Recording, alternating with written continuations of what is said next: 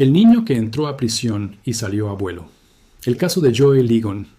Tenía apenas 15 años cuando cruzó las puertas de una prisión que no volvería a dejar hasta convertirse en un anciano de 83.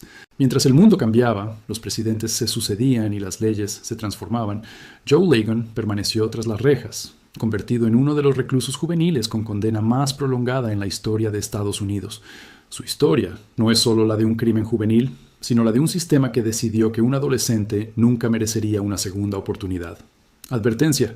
El siguiente relato contiene descripciones de violencia y contextos criminales que pueden resultar perturbadores para algunas personas. Se recomienda discreción. Filadelfia, inicio de la década de los 50. Las calles eran un terreno duro para un adolescente afroamericano que crecía en medio de pobreza, abandono escolar y oportunidades casi inexistentes. Joe Ligon apenas sabía leer o escribir. Su infancia no estuvo marcada por privilegios ni orientación firme. Lo que sí tuvo fue compañía, un grupo de jóvenes como él, impulsivos, desorientados y atraídos por la adrenalina de la calle. Una noche, esa combinación explotó. Ligon participó junto a otros adolescentes en una serie de robos y asaltos violentos. La situación se descontroló. Hubo disparos. 2 personas murieron.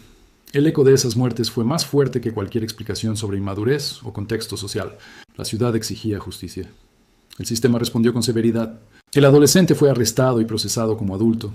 No importó su edad, ni su limitada educación, ni su capacidad real para comprender el alcance de sus actos.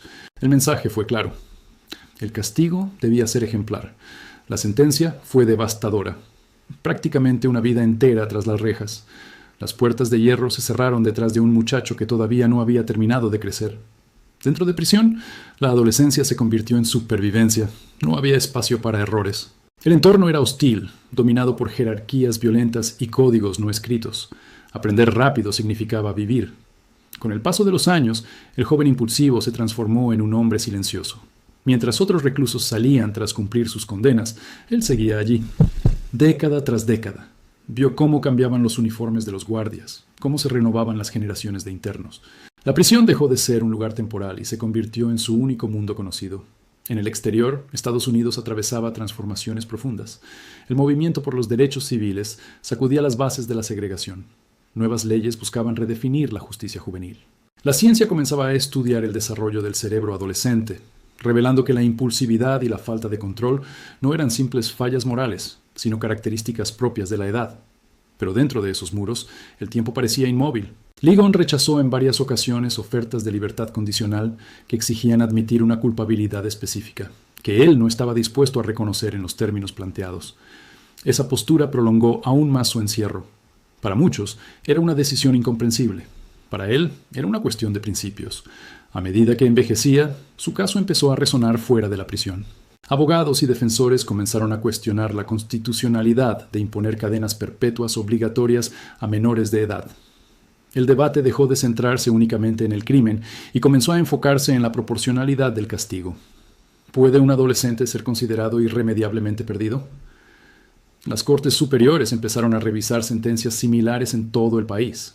Se abrió una grieta en un sistema que durante décadas había tratado a ciertos menores como adultos sin posibilidad de redención. La discusión no negaba la gravedad de los hechos ocurridos en aquella noche violenta en Filadelfia, pero sí cuestionaba si la respuesta debía ser una condena que equivaliera a morir en prisión. Mientras el proceso legal avanzaba lentamente, Joe Ligon seguía envejeciendo tras las rejas. Su cabello se volvió blanco, su cuerpo se encorvó. Lo que alguna vez fue un adolescente temerario, ahora era un anciano que caminaba despacio por los pasillos de concreto. Los guardias más jóvenes apenas podían imaginar que aquel hombre había entrado allí cuando aún llevaba la adolescencia en el rostro. El sistema que lo había condenado comenzaba a transformarse. Las decisiones judiciales marcaron un punto de inflexión al declarar inconstitucionales ciertas cadenas perpetuas obligatorias para menores. Esa resolución abrió la puerta a revisiones de casos antiguos, incluido el suyo. Después de casi 7 décadas encerrado, la posibilidad de libertad dejó de ser una fantasía lejana y empezó a convertirse en una opción real. Pero salir no significaba borrar el pasado, tampoco devolver las vidas perdidas ni los años consumidos por el encierro. La pregunta que flotaba en el aire era incómoda y profunda. ¿Qué significa justicia cuando un niño entra a prisión y un anciano sale de ella? Las resoluciones judiciales que cambiaron el panorama para cientos de condenados juveniles finalmente alcanzaron el expediente de Joe Ligon. Su caso fue revisado bajo una nueva mirada.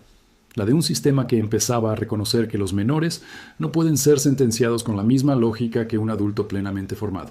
No se trataba de absolverlo, sino de preguntarse si el castigo impuesto a un adolescente debía equivaler a una muerte lenta entre barrotes. En febrero de 2021, tras casi 7 décadas de encierro, las puertas se abrieron. Joe Ligon salió caminando con paso lento, apoyado en un bastón, con el rostro marcado por el tiempo. No hubo celebraciones estruendosas ni discursos grandilocuentes, solo el silencio pesado de alguien que había pasado la mayor parte de su existencia en un mismo lugar. El mundo que encontró afuera no se parecía en nada al que había dejado siendo un muchacho. Las calles estaban dominadas por tecnología que él nunca había usado. Teléfonos inteligentes, pantallas táctiles, pagos digitales. La sociedad se movía a una velocidad desconocida. Para alguien que había entrado en la prisión en los años 50, la libertad también era un territorio extraño. Muchos se preguntaban si un hombre que había pasado casi toda su vida tras las rejas podría adaptarse. Pero quienes lo conocieron describieron a un anciano tranquilo, reflexivo, lejos del adolescente impulsivo que participó en aquella noche sangrienta. En prisión, había aprendido disciplina, había trabajado, había envejecido. No era el mismo. La controversia nunca desapareció. Las familias de las víctimas cargaron durante décadas con la ausencia irreparable de sus seres queridos. Para ellas, la liberación no borraba el dolor. El debate público volvió a encenderse. ¿Es posible equilibrar la compasión hacia un menor que cometió un crimen con la memoria de quienes perdieron la vida? Joe Ligon nunca negó su presencia en los hechos, pero tampoco aceptó ciertos detalles que, según él, no correspondían exactamente a su papel. Esa postura le costó años adicionales tras las rejas, porque la admisión completa era un requisito para algunas formas de libertad anticipada. Prefirió permanecer firme, incluso cuando el tiempo jugaba en su contra. Su liberación no fue el resultado de indulgencia, sino de un cambio estructural en la interpretación de la Constitución. Las Cortes reconocieron que imponer cadenas perpetuas obligatorias a menores ignoraba la capacidad de cambio inherente a la juventud. La ciencia respaldaba esa idea. El cerebro adolescente aún está en desarrollo. La impulsividad disminuye con el tiempo. La identidad no está completamente formada. Pero el caso de Ligon también dejó preguntas abiertas. Pasó más de 60 años encerrado. Aun si el sistema corrigió su rumbo al final, ¿fue suficiente? ¿Puede considerarse reparación cuando la libertad llega en la vejez, cuando las oportunidades ya no existen, cuando la mayor parte de la vida quedó consumida por muros y rutinas carcelarias? Al salir, se instaló en una comunidad que apoyaba a ex reclusos de edad avanzada. Aprendió lo básico para desenvolverse en un mundo moderno. No buscó protagonismo mediático ni intentó reescribir su historia. Su presencia misma era el testimonio. Un hombre que entró siendo un niño y salió convertido en abuelo. Para algunos, su caso simboliza la evolución de la justicia estadounidense hacia un enfoque más humano con los menores. Para otros, es un recordatorio incómodo de que el sistema puede tardar demasiado en corregirse. Lo cierto es que su historia atraviesa generaciones y obliga a replantear la idea de castigo eterno. Joe Ligon no recuperará la juventud perdida ni las décadas que pasaron mientras el mundo giraba sin él. Tampoco las víctimas regresarán. Lo que queda es una lección compleja y dolorosa sobre responsabilidad, redención y los límites del castigo. Hoy, su nombre aparece en debates académicos y jurídicos como un punto de referencia. No es un héroe ni un villano absoluto, es el reflejo de un sistema que cambió tarde, pero cambió.